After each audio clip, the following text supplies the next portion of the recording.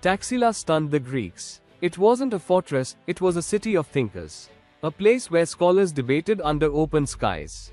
Here, Alexander met the gymnosophists, naked philosophers who renounced all possessions.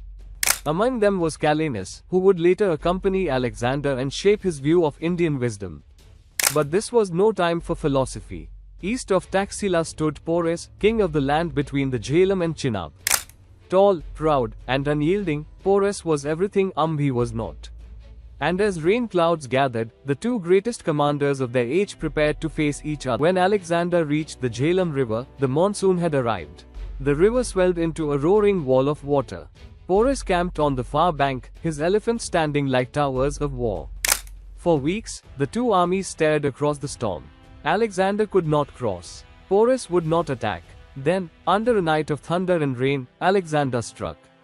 He marched upstream, silent and unseen, and crossed the river miles away using boats and rafts.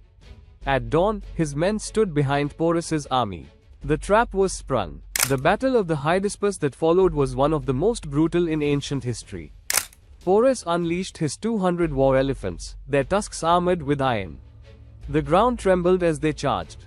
Alexander countered with precision, cavalry feints, flanking maneuvers, and disciplined phalanxes. The elephants turned wild, trampling their own men.